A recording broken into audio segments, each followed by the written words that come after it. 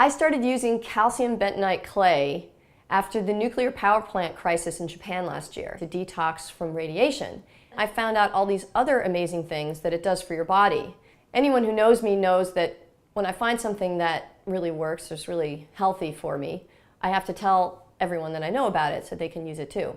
So I decided to make this video to share some of the amazing benefits of calcium bentonite clay, what you can do with it, what I do with it, and actually there's even a book called Living Clay that you can get which tells you how to cure 101 ailments with calcium bentonite clay.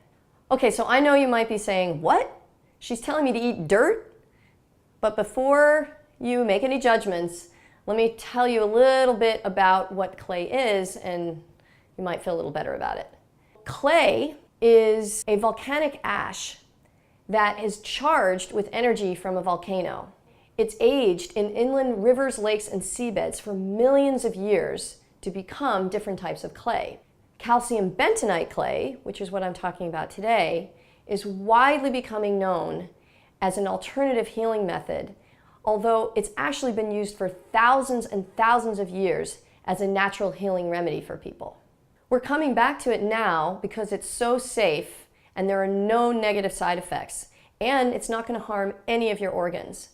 It's the safest detox element, both internally and externally. The worst thing that could happen is a slight detox reaction, like having a little headache or feeling lethargic. You might get a rash. Generally, they're very slight. They would only last a day to 3 days, and after that, you're going to hit a really good healing plateau.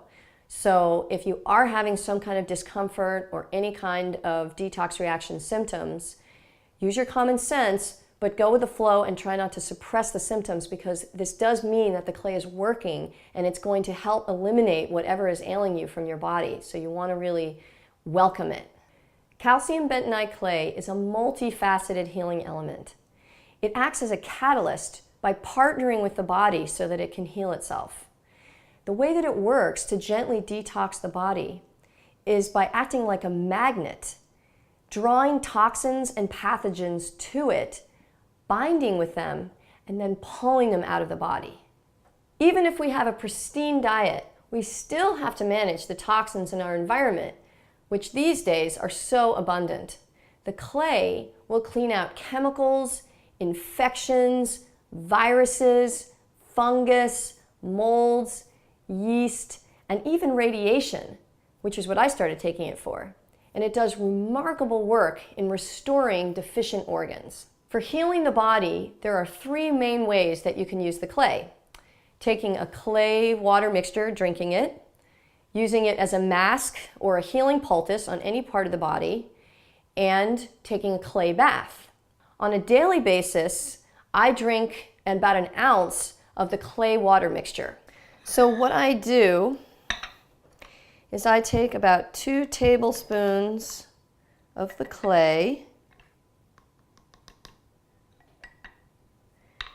to about 8 ounces or a cup of water, and I mix them together. I put them in a glass jar. You can use a plastic jar. You want to make sure you're using a plastic top, no metal top, because you don't want it to interact with the clay. And then I shake it up for 30 seconds. And then I take about a sip or about an ounce or 2 of the clay on an empty stomach first thing in the morning.